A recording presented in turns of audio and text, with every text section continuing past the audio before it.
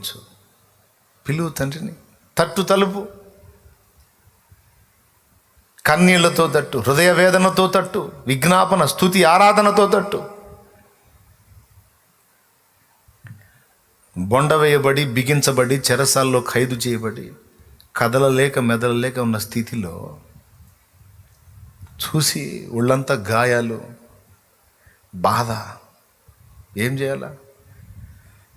పరలోక తండ్రి తలుపు తట్టారు. ఆ చెరసాల గదే అనువైన స్థానం. ఆ రాత్రి, ఆ నిశీధి వేళయే అనువైన స్థానం, అనువైన సమయం. చెరసాల గదే అనువైన స్థానం. తట్టడం మొదలుపెట్టారు. ఎట్లా? స్తుతించుచు స్తుతి మొదలుపెట్టారు. ఆ స్తుతి ఆరాధన అక్కడికి చేరింది. చేరిగా ఆ తండ్రి స్పందిస్తే చెరసాల పునాదులు మహాభూకంపం వచ్చి తలుపులన్నీ ఊడిపోయి ఆ పునాదులతో సహా కదిలిపోయిందంట. లేఖనంలో ఉంది, అబద్ధం కాదుగా.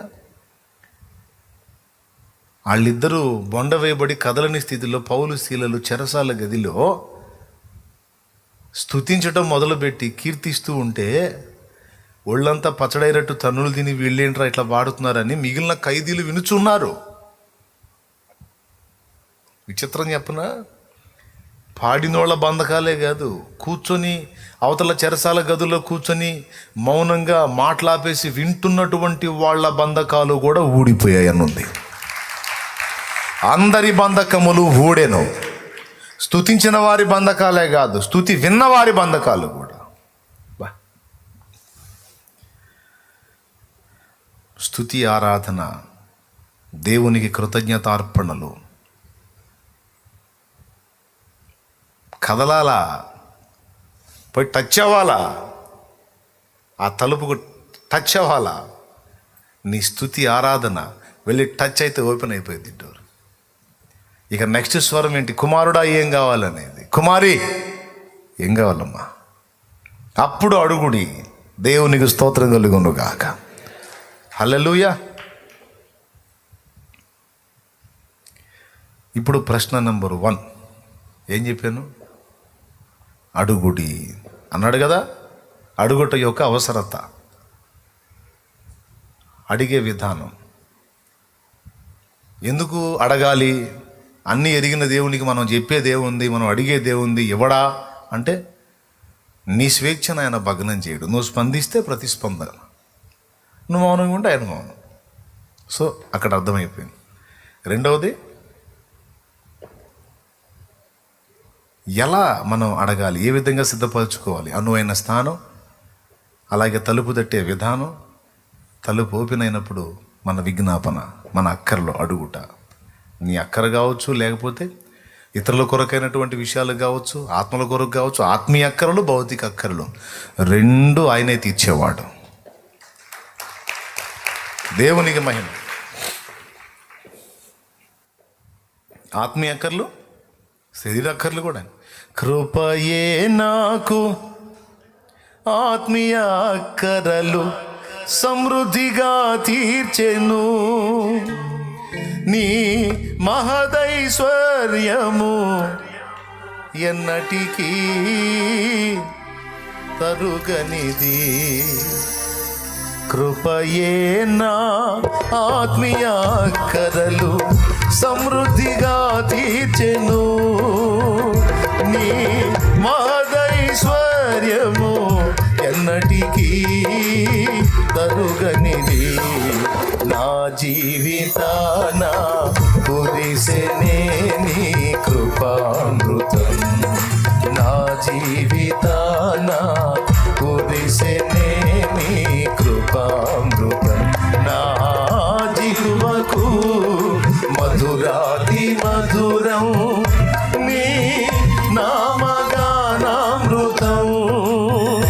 నీ కృపతోనే అనుక్షణం తృప్తి పొందెదను, నీ కృపతోనే అనుక్షణం తృప్తి పొందెదను.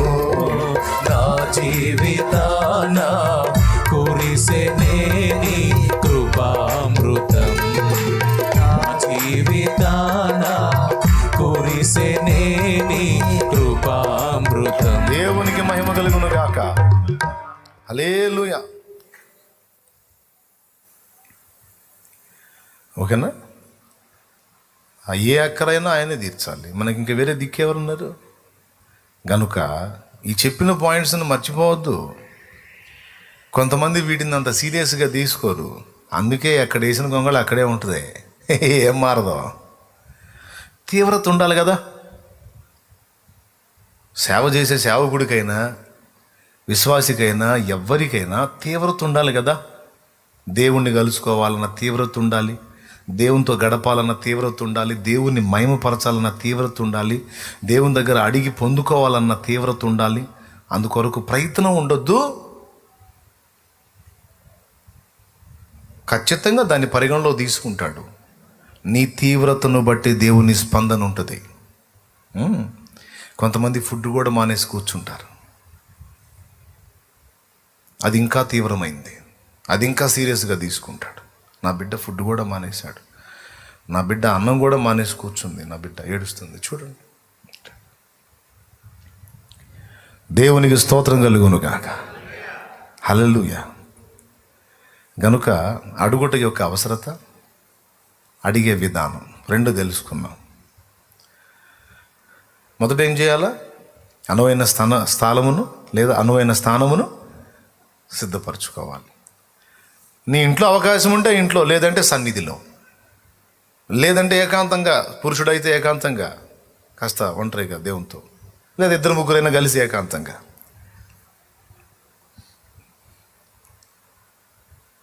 రెండవది స్తుతి ఆరాధనతో దేవుని తలుపు తట్టుట, ఆయన ప్రస్తుతించుట, మహిమపరచుట, ఆయన మేలులన్నీ తలపోసి కృతజ్ఞతలు చెప్పుట. ఎన్నోసార్లు నాకు అన్నం పెట్టావు తల్లి, ధర్మ తల్లి అమ్మా ధర్మం చేయి తల్లి, నువ్వు ఎన్నోసార్లు నాకు కడుపు నింపావమ్మా, ఎన్నోసార్లు నాకు ఉపకారం చేసావమ్మా అని దీనంగా ఒక భిక్షగాడు రోడ్డు మీద ఉండి అడుగుతున్నప్పుడు యజమానురాలు ఖచ్చితంగా తలుపు తీస్తుంది. ఎందుకంటే వీడు గతంలో ఆమె చేసిన హెల్ప్ గుర్తు చేశాడు.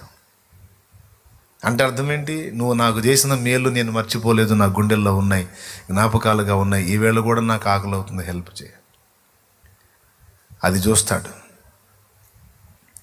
ఏ స్థితిలో ఉన్నప్పుడు దేవుడు మనకి ఎన్ని రకాలుగా ఆదుకున్నాడో, ఎన్ని రకాలుగా సహాయపడ్డాడో అవన్నీ తలపోసి దేవునికి గుర్తు చేసి, దేవా నా గతి ఏంటో నాకు తెలుసు ప్రభా, ఏ స్థితిలో నుంచి నువ్వు నన్ను తీసుకొచ్చావు తెలుసు తండ్రి, ఎన్నో ఆదుకున్నావు, ఎన్నెన్నో ఉపకారాలు చేసావు, ఎన్నో మేలులు చేసావు తండ్రి, నాకు గుర్తున్నాయి తండ్రి, నీకు స్తోత్రం అని ఆయన కార్యాలు తలపోసి ప్రస్తుతిస్తూ ఉంటే, ఇన్ని కార్యాలు గుర్తుపెట్టుకున్న నా బిడ్డ ఇప్పుడేదో అక్కర కలిగి ఉన్నాడు, ఇప్పుడు కూడా నేను హెల్ప్ చేస్తాను, ఇది కూడా గుర్తుపెట్టుకుంటాడు. దేవునికి మహిమ. ప్రస్తుతించి ఆయనను సంధించాలి. ఆయన మేలులన్నీ జ్ఞాపకంలో ఉన్నాయనడానికి గుర్తుగా మనం ఆ విషయాలు ఆయనకు అందించాలి. గుర్తు పెట్టుకోవాలి, మనం గుర్తు చేసుకోవాలి, వెళ్ళి కూర్చొని దేవునితో. అదే ఇప్పుడు పెద్ద డేంజర్ అయిపోయింది అందరికీ. ఆ జ్ఞాపకాలు పోతున్నాయి. దేవుడు వరుసగా చేస్తూ వచ్చిన కార్యాలన్నీ మర్చిపోయి ఎక్కడో మొదలుపెట్టి ఎక్కడో ముగిసిపోతుంది చరిత్ర. అది వెరీ డేంజర్ అండి. గతం మర్చిపోవటం, దేవుని మేలులు మర్చిపోవటం అనేది కొంప ముంచేటువంటి లక్షణం. అది ఎప్పుడూ జరగకూడదు.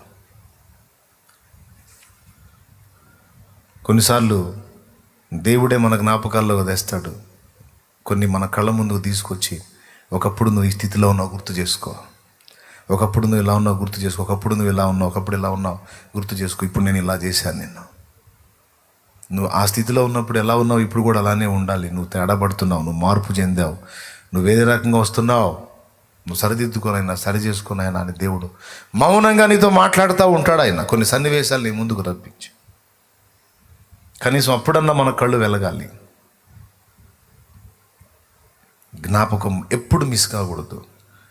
ఏకాంత ప్రార్థనలో గతమును గుర్తు చేసుకొనుట, ఏ స్థితి నుండి దేవుడు నిన్ను బయటికి తెచ్చాడో అది గుర్తు చేసుకొని ప్రభువుని ప్రస్తుతించుట అనేది ఒక గొప్ప ముఖ్యాంశమై ఉంది. ఎందుకంటే దెబ్బతిన్న దావీదు తన ప్రాణానికి చెప్పుకున్న మాట అది. నా ప్రాణమా, నా అంతరంగములోనున్న సమస్తమా ఆయన పరిశుద్ధ నామమును సన్నతించు. ఆయన చేసిన ఉపకారములలో కనీసం కొన్నైనా గుర్తుపెట్టుకోనలా, దేనిని మర్చిపోవద్దన్నాడు. ఎంత సీరియస్ అయితే అంత చెప్పుకున్నాడు. ఆయన చేసిన ఉపకారాల్లో దేనిని మర్చిపోవద్దన్నాడు. ఎంతమంది గుర్తున్నాయి దేవుని ఉపకారాలు? ఎక్కడ గుర్తున్నాయి? ఆ గుర్తు పోయినందుననే మనం విచ్చలవిడిగా ప్రవర్తిస్తున్నాం, వెర్రిమొర్రి వేషాలన్నీ వేస్తున్నాం. ఆ గ్రహింపు మనకు ఉన్నంత వరకు అడుగులు జారవు. దేవుని యందలి ప్రేమ, భయము, భక్తి మొత్తం నిలిచుంటాయి. ఏది గుర్తున్నప్పుడు? మన గత స్థితి. అది చాలా ముఖ్యమండి. దీని మీద ఒక ఎగ్జాంపుల్ చాలా నాళ్ళ క్రితం చెప్పా. ఓ ధనవంతుడు ఉంటాడు. ఆ ధనవంతుడికి ఒక కొడుకు ఉంటాడు. వాడు చాలా చక్కగా ఉంటాడు, చాలా డిగ్నిటీగా, మంచి వస్త్రాలు, హైపైగా ఉంటాడు. ఓ రోజు ఓ ప్రదేశంలో కారు ఆగిద్ది. తండ్రి కొడుకు ఇద్దరు కారులో ఉంటారు. కాస్ట్లీ కారు ఆగిద్ది. ఆగితే అక్కడ సమీపంలో చెత్త కుప్ప ఉంటుంది. ఆ చెత్త కుప్ప దగ్గర ఒక చిన్న పిల్లాడు ఉంటాడు. ఒక చిన్న పిల్లగాడు. వాడు భిక్షం ఎత్తుకునే పిల్లవాడు. ఈ అబ్బాయి మరి ఒక కారణం చేత కారు దిగుతాడు. బహుశా ట్రాఫిక్ బ్రేక్ అయిన కారణం చేత ఏం జరుగుతుంది చూడటానికి సంథింగ్ దిగుతాడు. మంచి కాస్ట్లీ డ్రెస్ తన ఒంటి మీద. ఆ చెత్త కుప్ప దగ్గర ఉండే ఆ పిల్లవాడు ఇతని దగ్గరికి వస్తాడు. ఇతను హైట్ గీట్ ఉంటాడు, మంచి ఖరీదైన బట్టలు. వాడేం చేశాడంటే ఆ చెత్త కుప్ప దగ్గర ఆ ఏరుకుంటున్న స్థితిలో ఉన్నాడు కదా, ఆడ ఆ చేతులతో ఈయన కోటు పట్టుకుంటాడు. కోటు పట్టుకొని కోటు లాగి పిలుస్తూ ఉంటాడు. ఆ ట్రాఫిక్లో వాళ్ళందరినీ గమనిస్తా ఈ టెన్షన్లో ఉంటాడు ఇతను. పిలుస్తూ ఉంటాడు, వినిపించుకోడు. ఆడు కోటు పట్టుకొని లాగుతాడు, ఎందుకంటే ధర్మం చేయమని. ఆ కోటు పట్టుకొని గట్టిగా 2-3 సార్లు లాగేసరికి చూస్తాడు. చూడగానే వాడు చేతులు చాపుతాడు, అలా పెట్టి కొడతాడు. వాడు పోయి అవతల పడతాడు. చంపేస్తావు కదవా, ఎవడన్నా నా కోటు పట్టుకుంటావు అని ఆ కోటును దులిపేసుకుంటాడు. ఇక ఆడు పిల్లగాడు గడగడలాడుతా ఆ పడ్డ దగ్గర నుంచి చిన్నగా లేచి అవతలికి వెళ్ళిపోతాడు. కారులో ఉండి తండ్రి చూస్తుంటాడు. తండ్రి అనుకుంటాడు ఆ చిన్న పిల్లవాడిని చూసి తన కొడుకు కనికరించి ఏదైనా దానం చేస్తాడేమో అని. దానం చేయకపోగా కోటు పట్టుకున్నాడని లాగి పఠామని కొట్టేసరికి ఆ చిన్నోడి అవతల పడతాడు. తర్వాత ఆ ట్రాఫిక్ ఏదో క్లియర్ అయింది, వాడు కారు ఎక్కి వెళ్ళిపోతాడు. తండ్రి అప్పుడు ఏం మాట్లాడు, మౌనం కూర్చుంటాడు, బాధపడతాడు, కన్నీళ్ళు తిరుగుతాయి. తన కొడుకు కాఠిన్యానికి గాయపడిపోతాడు. ఇంటికి వెళ్ళిన తర్వాత, నాన్న నీకు చాలా రోజుల నుంచి ఇవ్వాలనుకుంటున్నాను, నీ కొరకు ఒక విలువైనది దాచిపెట్టాను, అది నీకు ఇస్తాను నాన్న,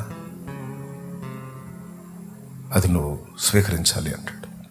తప్పకుండా డాడీ, తప్పకుండా ఇవ్వండి, మీరు నాకు ఇస్తున్నారంటే అది ఏదో చాలా ఖరీదైందై ఉంటుంది అని కొడుకు అంటాడు.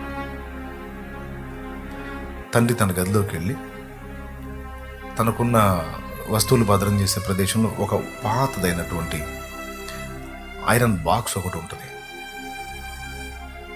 తన వస్తువులు భద్రం చేసే ప్లేస్లో నుంచి ఆ ఐరన్ బాక్స్ ఒకటి, ఇనుప బాక్స్ ఒకటి తీస్తాడు బయటికి. తీసి, ఇది నీకోసమే ఉంచాను నాన్న, ఇది నీకు చాలా మేలు చేస్తుంది, ఇది నీ దగ్గర పెట్టుకో, ఎప్పటికీ నీ దగ్గర పెట్టుకో, ఇది నీకు నా గిఫ్ట్ అని ఇస్తాడు. పెద్ద ధనవంతుడు తండ్రి, అంత ధనవంతుడు ఒక గిఫ్ట్ ఇచ్చాడంటే ఇంక అది ఏ వజ్ర వైడూర్యాలు అయి ఉండొచ్చు. కొడుకు కోసం దాచిపెట్టినాయి. సంతోషపడి డాడీ తీసి చూసేదా అంటాడు. నీకు ఇచ్చా, నీకు నీదే, చూసుకో అంటాడు. దాని లాక్ ఓపెన్ చేసి తీస్తాడు. తీస్తే వజ్రాలు వైడూర్యాలు ఏమి ఉండవు.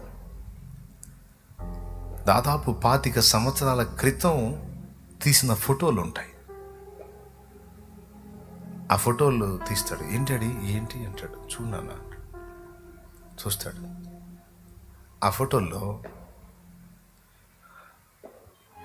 కొన్ని గంటల ముందు ఒక చిన్నవాడిని కొట్టాడే చెత్తకుప్ప, అలాంటి చెత్తకుప్ప, అంతకంటే రోతగా ఉన్న చెత్తకుప్ప దగ్గర ఒంటి మీద కనీసం బట్టలు లేని స్థితిలో, దారుణమైన స్థితిలో, మహారోతగా ఉన్న ఒక చిన్న బిడ్డ నిలబడి ఉంటాడు ఆ ఫోటోల్లో. ఏం డాడీ గిఫ్ట్ అని ఇంత అసహ్యమైన ఫోటోలు ఇస్తున్నావు నాకు? ఇందులో ఏముంది డాడీ? చెత్తకుప్ప దగ్గర అసహ్యంగా మురికిగా ఉన్న ఒక పిల్లవాడు ఉన్నాడు, అంతమించి ఏముంది డాడీ? ఇది నాకు బహుమానం ఏంటి డాడీ అంటే, ఆ పిల్లవాడిని ఎప్పుడన్నా చూసావా నువ్వు అన్నాడు. నేను ఇంతవరకు చూడలేదు డాడీ. ఎవరు వీడు? వాడెవరో కాదు నాయనా, నువ్వే. 25 సంవత్సరాల క్రితం నీవు నాకు ఆ చెత్త కుప్ప దగ్గరే కనపడ్డావు. ఊహించని రీతిలో నేను మీ అమ్మ ఇద్దరం ఆ మార్గం గుండా వెళ్ళటం జరిగింది. అమాయకంగా నువ్వు నా దగ్గరికి వచ్చి నా కోటు పట్టుకొని దీనంగా నాకెళ్ళి చూశావు. నువ్వు ఎవరు బిడ్డవో మాకు తెలియదు,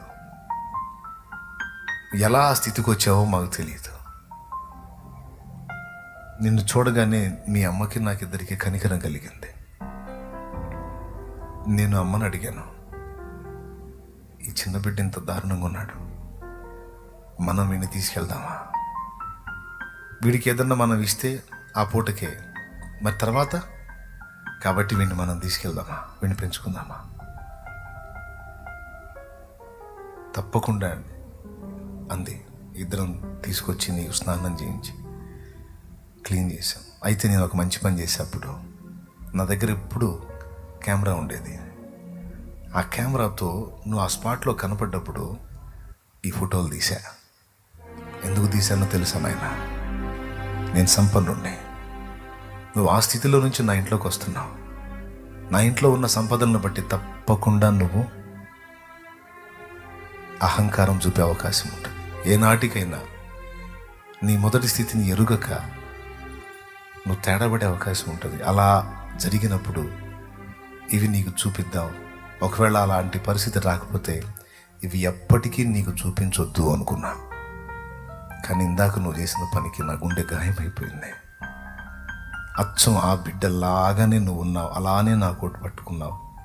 అయితే నేను చెంపదెబ్బ కొట్టలేదు నాన్న, నిన్ను ఎత్తుకొని ఇంటికి తెచ్చుకున్నాను రా. నువ్వు నా కన్న బిడ్డవి కాదు, నేను పెంచుకున్నాను నిన్ను అంటాడు. వాడిగా తిరిగిపోద్ది మైండ్. ఇది నిజమా నాన్న అంటే, చూసుకో ఆ ఫేస్కి నీ ఫేస్కి వెళ్ళి అద్దంలో చూసుకో, ఖచ్చితంగా పోలికలు ఉంటాయి చూడు అంటే. కన్ఫామ్ వాడే. ఇక ఏడుస్తాడు. ఏడ్చి ఆ ఫోటోలు అక్కడే పెట్టేసి కారు తీసుకొని వెళ్తాడు. వెళ్తే ఆ చిన్నోడు ఆ చెత్త కుప్ప దగ్గరే ఉంటాడు. వాడి దగ్గరికి వెళ్ళి వాడి చేతులు చప్పిలిస్తాడు. భయపడి వెనక్కి వెళ్తా ఉంటే పరిగెత్తుకుంటే పట్టుకొని ఏడుస్తాడు. నన్ను క్షమించరా, నన్ను క్షమించు, నువ్వు నాకు తమ్ముడివి, నేను నీకు అన్నను అంతేరా. 25 ఏళ్ల క్రితం నా గతిది, ప్రస్తుతం నీ పరిస్థితి ఇది. కానీ నాకు నా ఫస్ట్ స్థాయి నాకు తెలియలేదురా. నా తల్లిదండ్రులకు నేను పుట్టాను అనుకున్నాను, ఆ సంపన్నుల బిడ్డగా నేను సంపన్నుని అనుకున్నాను. కానీ ఈ దిక్కుమాలిన దరిద్రగుట్టు చెత్తకుప్ప స్థితిలో నుంచి మా నాయన నన్ను ఇక్కడికి తీసుకొచ్చాడని నాకు తెలియదు, ఈ అంతస్తు తెచ్చాడని నాకు తెలియదు. నేను చాలా తేడాపడ్డానని పశ్చాత్తాపతుడై విరిగి నలిగిన మనసు కలిగి ఆ చిన్నాన్ని తీసుకెళ్ళి శుభ్రం చేసుకొని ఆయన తీసుకొని ఇంటికి వెళ్తాడు. ఇంటికి తండ్రికి నమస్కరిస్తాడు. నేను ఇలాంటి స్థితిలో ఉన్నవాడినైనా నన్ను చేరదీసి ఏనాడు కూడా నేను నీ సంబంధిని కాదు అన్నట్టు ఎప్పుడూ ప్రవర్తించకుండా నన్ను కన్న బిడ్డ కంటే ఎక్కువ చూసినావు. నిన్నేమని పిలవాలి నాయనా? నువ్వు ఎప్పటికీ నా బిడ్డ, నేను ఎప్పటికీ నీ తండ్రినే. పిలుపులో మార్పు లేదు, వ్యవహారంలో మార్పు లేదు. ఎందుకంటే నిన్ను నేను స్వీకరించిన రోజే హృదయపూర్వకంగా నిన్ను హత్తుకున్నాను నాయన. నువ్వు ఎప్పటికీ నా బిడ్డనంటే, అట్లయితే వీడు కూడా నా బిడ్డ అని వాడిని స్వీకరిస్తాను. ఇది నేను ఎందుకు చెప్పానంటే ఒక ఎగ్జాంపుల్. ఎందుకు చెప్పానంటే దేవుడు కూడా మన ఫోటోలు దాచిపెడతాడు. ఏ బాధల్లో ఉన్నప్పుడు ఎలా ఏడ్చామో, ఏ స్థితిలో ఉన్నప్పుడు ఎలా సిగ్గుపడ్డామో, ఎలాంటి పరిస్థితులు ఎలా అవమాన భారంతో కృంగిపోయామో, ఎంత ఆవేదన పడ్డామో, ఆ సన్నివేశాలన్నీ దేవుని దగ్గర భద్రంగా ఉంటాయి. నువ్వు అందుబాటులోకి వచ్చినప్పుడు నా గతం ఏంటి అని నువ్వు వెనక్కి చూస్తే అన్నీ నీకు చూపిస్తాడు ఆయన. నాకు చూపించాలి తండ్రి, నువ్వు నా స్థితిని, నా గతిని నాకు చూపించు తండ్రి. కృతజ్ఞతాహీనంగా ప్రవర్తిస్తున్నా, కుక్క కంటే నీచంగా తయారయ్యా, అంధుల్లాగా అయిపోతున్నా, అంధురాల్లాగా అయిపోతున్నా. ఎన్నెన్నో పర్యాయాలు నన్ను ఆదుకున్నావు, ఆదరించావు, మేలు చేశావు, నా తల ఎత్తావు, నన్ను ఘనపరిచావు, నన్ను నీ గుండెల్లో హత్తుకున్నావు తండ్రి. ఈరోజు నేను ఇట్లా తయారయ్యాను ప్రభు. నా మొదటి స్థితి మర్చిపోయానయ్యా, నన్ను క్షమించు నాయన అని దేవుని ముందు మనం సాగిలపడాలి, దేవుని అడగాలి. చూపించు నేను ఆవేదన పడిన స్థితిని. నేను ఎప్పటికీ మర్చిపోకుండా నా హృదయంలో శిలాక్షరాలుగా ముద్రితం చేయి తండ్రి, ముద్రించు. గతాన్ని తలుచుకొని కృతజ్ఞతాస్తుతులు చెల్లించాలి. గతకాలపు దేవుని మేలులో తలంచినప్పుడు మురిసిపోతాడు ఆయన. తెలుసా, నేను చేసినవన్నీ గుర్తున్నానా నీకు? అమ్మా, నేను చేసినవన్నీ గుర్తున్నాయి నీకు? బాగా గుర్తుపెట్టుకున్నావు తల్లి, బాగా గుర్తుపెట్టుకున్నావు నా కుమారుడాన్ని సంతోషపడతాడు. అది మర్చిపోయినప్పుడు బాధపడతాడు. ప్లీజ్ మీరందరూ ఆ గతకాలపు కార్యాలన్నింటినీ తలంచుకోవాలి. నీ జీవితంలో నీకుంటే ఎవ్వరికి వాళ్ళకి ఉన్నాయా? దేవునితో కూడా నడిచిన అనుభవంలో దేవుడు చేసిన కార్యాలు లేవా? నీ జీవితంలో ఏమి లేవా? ఉంటే చేయొద్దు, ఉన్నాయన్నా నాది బోల్డ్ అన్న. ఆ జ్ఞాపకాలు నేను మర్చిపోయి ప్రవర్తిస్తున్నప్పుడు నాకు ఎట్లా ఉంటుందో తెలుసా? నీళ్ళల్లో కొట్టకపోతున్న మనిషిలాగా ఉంటుంది నాకు, నా ఫీలింగ్.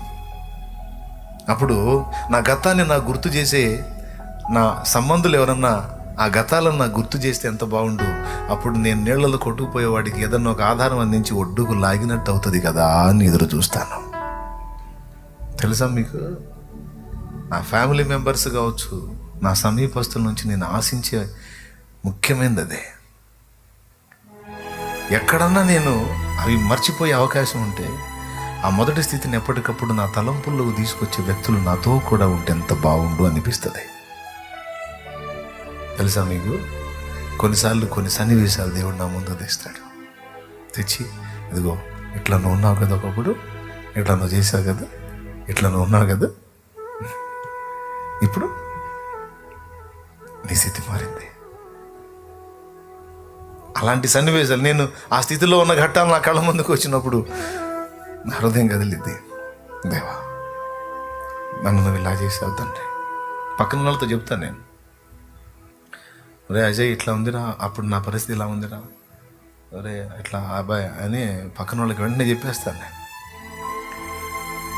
ఎందుకంటే వాళ్ళు మళ్ళీ నాకు అవి గుర్తు చేయాలని. నా కుటుంబ సభ్యులు, ముఖ్యంగా అమ్మతో నాన్నతో. నేను చిత్రం ఏంటంటే, మా నాన్న ఎందుకు ఎక్కువ లైక్ చేస్తానంటే, మా నాన్న నేను ఆయన కూర్చొని మాట్లాడుకున్నప్పుడు ఎక్కువ గతాన్ని తీసుకొస్తుంటాడు. ఆయన ఏ స్థితి నుంచి దేవుడు తీసుకొచ్చాడో, ఎలాంటి గతిలో నుంచి దేవుడు ఎత్తిపట్టాడో, నేను ఎన్నిసార్లు వెళ్ళి కూర్చున్నా ఆయన వాటిని జ్ఞాపకంలో తీసుకొస్తాడు నాన్న. అందుకు మా నాయన అంటే స్పెషల్ అభిమానం. మర్చిపోడు, ఖచ్చితంగా పాయింట్ ఎత్తుతాడు. ఎక్కడి నుంచి అక్కడికి తీసుకొచ్చాడయ్యా యేసయ్య మనల్ని అంటాడు. ఆశ్చర్యకరుడయ్యా, ఎక్కడి నుంచి అక్కడికి తెచ్చాడు. ఏంటి మనకు ఆయన ఇచ్చిన కృప? ఆ మాట కోసం పోయి కూర్చుంటా, ఆ ఒక్క మాట అందిద్ది నాకు. తిన్నావా నాన్న అంట. తిన్నానా ఇప్పుడు, సరేనా వెళ్తున్నా, సేవకి వెళ్ళాలి,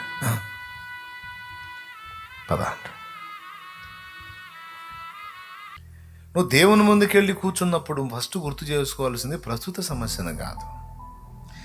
ఎందుకంటే గడ్డువి నువ్వు ఎదుర్కొన్నప్పుడు నాన్న ఎంత ప్రేమించి నిన్ను హత్తుకుని దరిచేర్చాడో తండ్రి, అది నువ్వు గుర్తుపెట్టుకోవాలా, అది గుర్తు చేసుకోవాలా. ఇప్పుడు నువ్వు చేయలేదు, కష్టం వచ్చింది అని నిన్ను సనగను తండ్రి. ఎందుకంటే ఇంతకంటే జటిలమైన వెన్నింటి నుంచో నన్ను కాపాడుకుంటూ వచ్చావు నువ్వే. నీకు స్తోత్రం. ఆ మేలులన్నిటిని బట్టి నీ కృతజ్ఞతలు ప్రభు, ఆ స్తోత్రాలు ప్రభు. అని మనసారా ఆయన మహింపరచుకోవచ్చు.